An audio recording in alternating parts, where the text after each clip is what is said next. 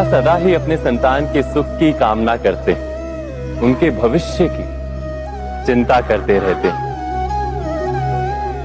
इसी कारणवश सदा ही अपने संतानों के भविष्य का मार्ग स्वयं निश्चित करने का प्रयत्न करते रहते हैं।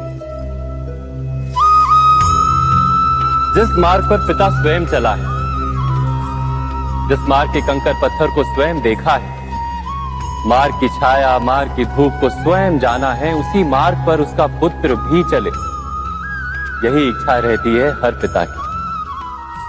निस्संदेह उत्तम भावना है ये,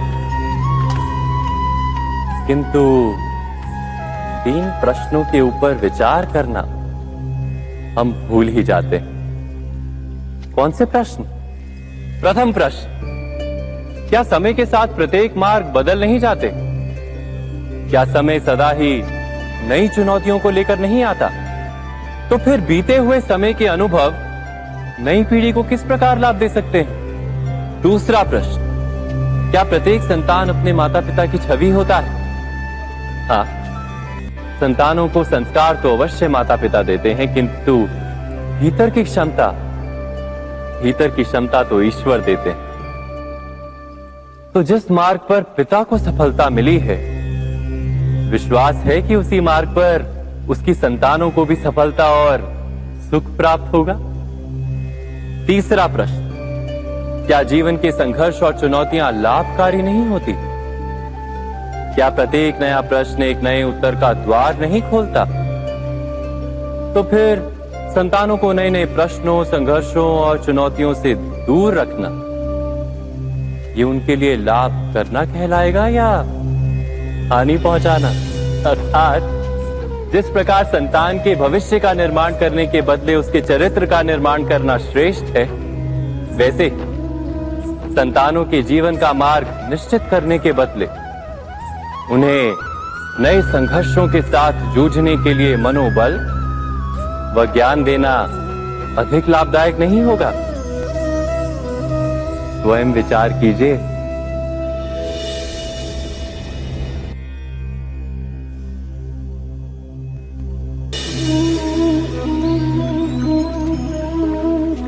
सबके जीवन में ऐसा प्रसंग अवश्य आता है कि सत्य कहने का निश्चय होता है हृदय में, किंतु मुख से सत्य निकल नहीं पाता।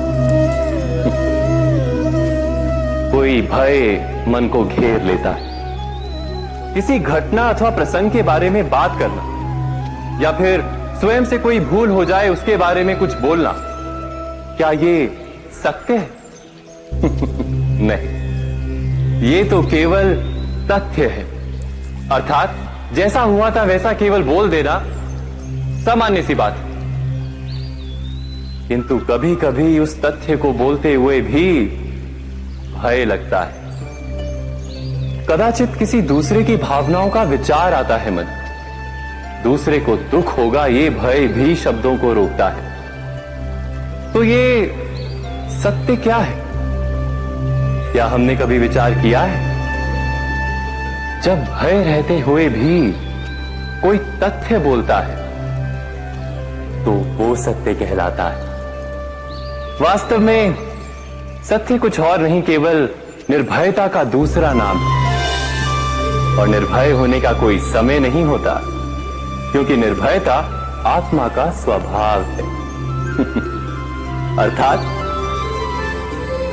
क्या प्रत्येक क्षण सत्य बोलने का क्षण नहीं होता?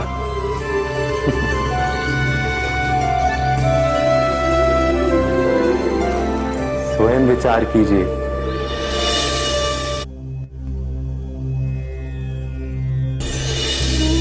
जब भी किसी की आशा और इच्छा भंग होती है तो उसका हृदय क्रोध से भर जाता है। जिस व्यक्ति को वो अपना अपराधी समझता है उसे दंड देने का प्रयत्न करता है। पर क्या हमारी इच्छा या आशा का भंग होना क्या सदा ही किसी का अपराध होता है? इच्छाओं के अपूर्ण रहने के तो कई कारण हो सकते हैं। कुछ तो संजोग के कारण अधूरी रह जाती हैं और कुछ नियति के कारण। और कभी कभी इच्छाओं का स्वरूप ही ऐसा होता है कि वो पूर्ण नहीं हो पाती। बिना परिस्थिति पर विचार किए किसी को अपराधी मान लेना न्याय नहीं, प्रतिशोध है। न्याय का आधार तो दया है, करुणा है, और प्रतिशोध का आधार क्रोध, अहंकार। अर्थात हृदय में करुणा धारण किए बिना किसी के अपराध के विषय में विचार करना, किसी को दंड देना क्या अपने आप में ही अन्याय नहीं? स्वयं विचार कीजिए।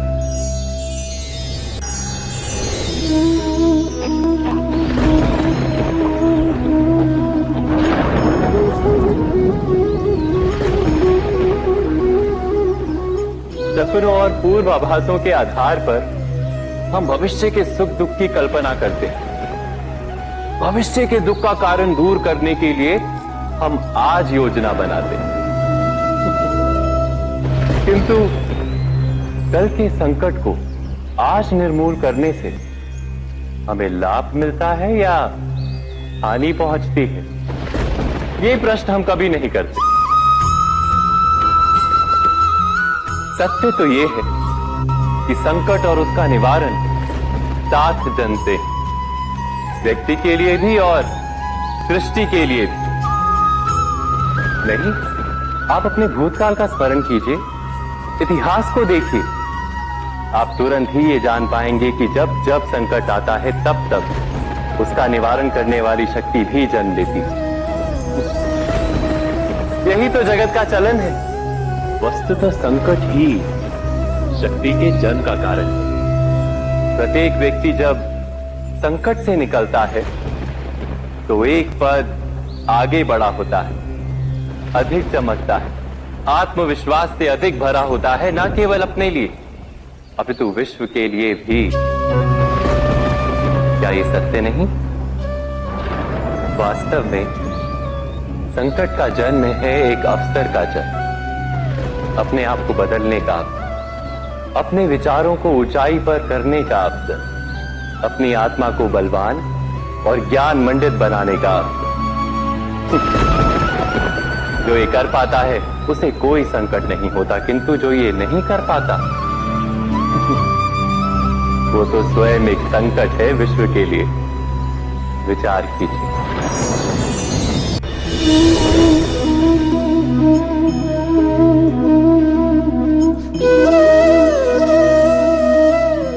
परंपरा में धर्म बसता है और परंपराएं ही धर्म को संभालने का कार्य करती हैं, ये सत्य है। पर क्या केवल परंपरा ही धर्म है? विचार कीजिए। सत्य तो यह है कि जिस प्रकार पाषाण में शिल्प होता है उसी प्रकार परंपरा में धर्म होता है।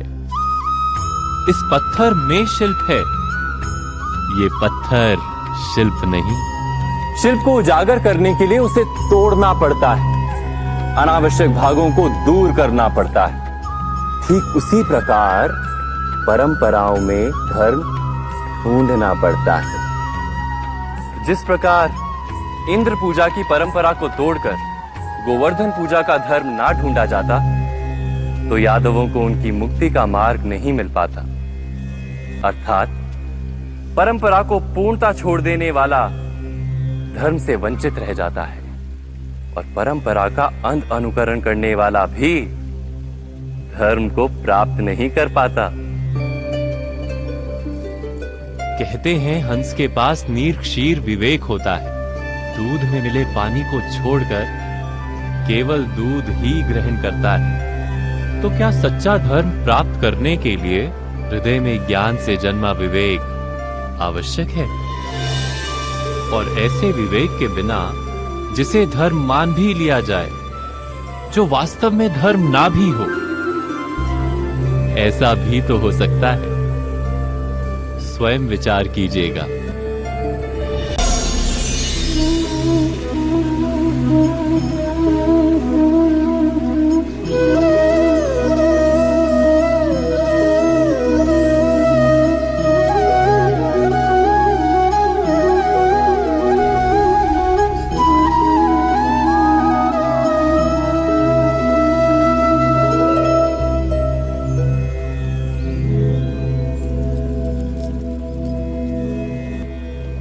भविष्य के आधार पर सब आज का निर्णय लेना चाहते हैं।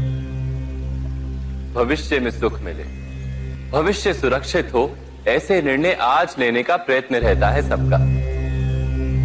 आप अपने जीवन को देखिए, क्या आपके अधिकतर निर्णय के पीछे भविष्य का विचार नहीं होता? और हो भी क्यों ना, अपने जीवन को सरल और सुखमय बनाने का प्रयत्न करने का अधिकार सबका है। पर भविष्य तो कोई नहीं जानता, केवल कल्पना ही की जा सकती है। तो जीवन के सारे महत्वपूर्ण निर्णय कल्पनाओं के आधार पर ही करते हैं हम। क्या निर्णय करने का कोई तीसरा मार्ग हो सकता है? विचार कीजिए। सारे सुखों का आधार धर्म है, और वो धर्म मनुष्य के हृदय में बसता है। तो प्रत्येक निर्णय से पूर्व स्वयं अपने हृदय से ये प्रश्न अवश्य पूछ लेना कि ये निर्णय स्वार्थ से जन्मा है या धर्म से। क्या इतना पर्याप्त नहीं? भविष्य के बदले धर्म का विचार करने से क्या भविष्य अधिक सुखपूर्ण नहीं होगा? स्वयं विचार कीजिए।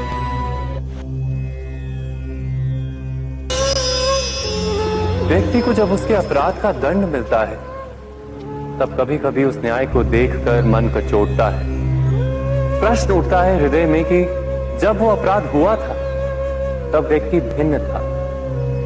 उसके पश्चात उसने इतने पश्चाताप किए, स्वयं में इतना परिवर्तन किया, फिर उसे दंड क्यों मिले? पर जहां आघात होता है, वहां प्रत्याघात भी होता है। जैसा कर्म वैसा फल। यदि किसी को प्रेम दोगे तो सुख प्राप्त होगा, यदि किसी की हत्या करोगे तो मृत्यु दंड मिलेगा। जैसा कार्य वैसा ही न्याय। तो फिर प्रायश्चित और पश्चाताप का कोई मूल्य नहीं है? अवश्य है मूल्य। प्रायश्चित और पश्चाताप मनुष्य की आत्मा को बलवान करता है। आने वाले दंड को स्वीकार करने के लिए मनुष्य को तैयार करता है। अर्थात बिना प्रायश्चित के दंड स्वीकार करने का कोई मूल्य है? स्वयं विचार कीजिए।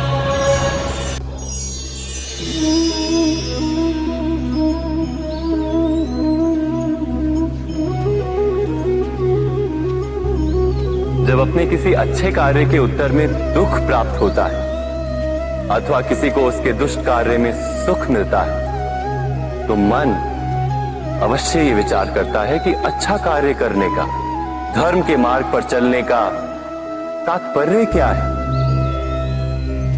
पर दुष्ट आत्मा को क्या प्राप्त होता है, ये भी देखिए।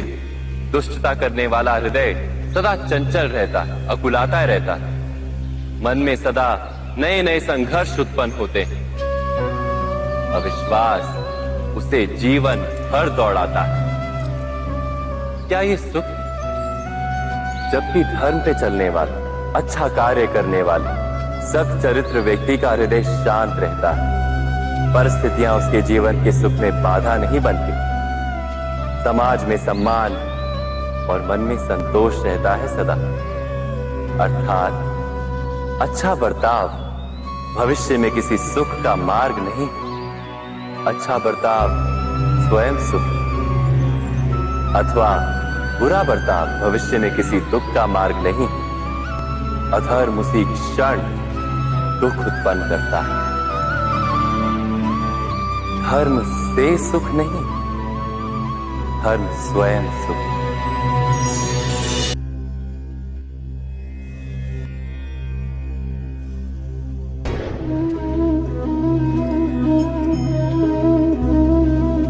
मनुष्य के जीवन का चालक है भय।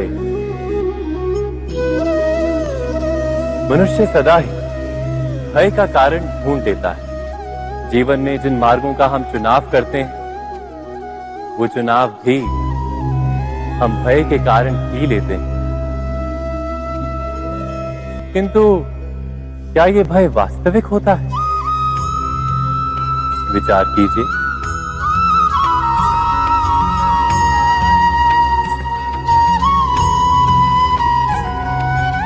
भय का अर्थ है आने वाले समय में विपत्ति की कल्पना।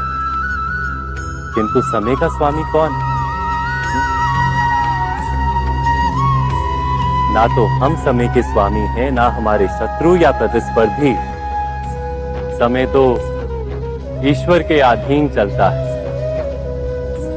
तो क्या यदि कोई आपको हानि पहुंचाने के लिए केवल योजना बनाता है, वो वास्तव में आपको हानि पहुंचा सकता है? नहीं, किंतु भय से भरा हुआ हृदय हमें अधिक हानि पहुंचाता है। क्या ये सत्य नहीं?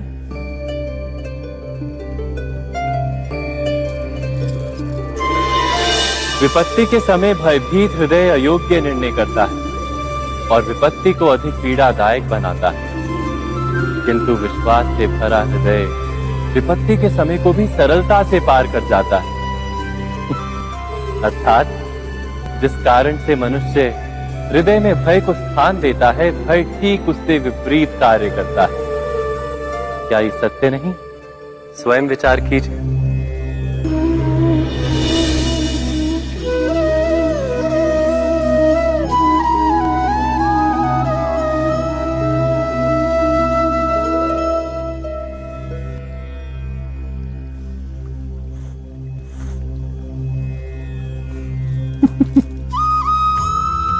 जीवन में आने वाले संघर्षों के लिए जब मनुष्य स्वयं को योग्य नहीं मानता, जब उसे अपने ही बल पर विश्वास नहीं रहता, तब वो सद्गुणों को त्याग कर दुर्गुणों को अपनाता है।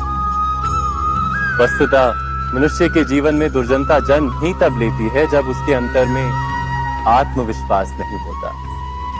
आत्मविश्वास ही अच्छाई को धारण करता है। ये आत्मविश्वास है क्या?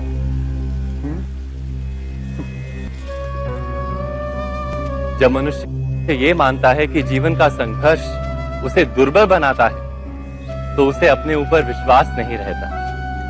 वो संघर्ष के पार जाने के बदले संघर्ष से छूटने के उपाय ढूंढने लगता है। किंतु जब वो ये समझता है कि ये संघर्ष उसे अधिक शक्तिशाली बनाते हैं, ठीक जैसे व्यायाम करने से देह की शक्ति बढ़ती है, तो प्रत्येक संघर्ष के साथ उसका उत्साह बढ़ता है। अर्थात आत्मविश्वास और कुछ भी नहीं, मन की स्थिति, जीवन को देखने का दृष्टिकोण मात्र है। और जीवन का दृष्टिकोण तो मनुष्य के अपने वश में होता है ना। स्वयं विचार कीजिए।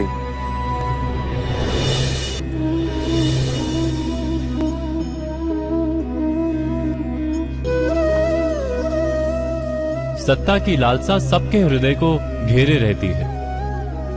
प्रत्येक व्यक्ति अपना एक राष्ट्र निर्मित करने का प्रयत्न अवश्य करता है। फिर वो राष्ट्र कुरु राष्ट्र की भांति बहुत बड़ा हो या फिर अपने परिवार तक सीमित हो, वो सत्ता प्राप्त करने का प्रयास अवश्य करता है। किंतु सत्ता का वास्तविक रूप क्या है? क्या हमने कभी विचार किया है? एक मनुष्य जितने अधिक लोगों के जीवन को प्रभावित कर सके, जितने अधिक लोगों के जीवन की स्वतंत्रता पर अंकुश रख सके, उतनी ही अधिक सत्ता का अनुभव करता है वो। सत्ता का वास्तविक रूप ही है अन्य के जीवन पर स्वयं का प्रभाव। किंतु क्या वास्तविक प्रभाव प्रेम, दया, करुणा और धर्म से निर्मित नहीं होता? जब भी मनुष्य कठोरता और अधर्म से सत्ता प्राप्त करने का प्रयत्न करता है, तब वो दूसरों के हृदय में विरोध अथवा विद्रोह को जन्म देता है। और परिणाम कुछ इस प्रकार। हाँ, कुछ समय के लिए वो स्वयं को प्रभावी और शक्तिशाली अवश्य पाता है, किंतु वो वास्तविक सत्ता नहीं। यही कारण है कि भृगु और वशिष्ठ जैसे ऋषियों की आज भी पूजा की जाती है, रावण और हिरण्यकश्यप की नहीं। इस पर तो आप विचार अवश्य करें। सत्य कहा ना?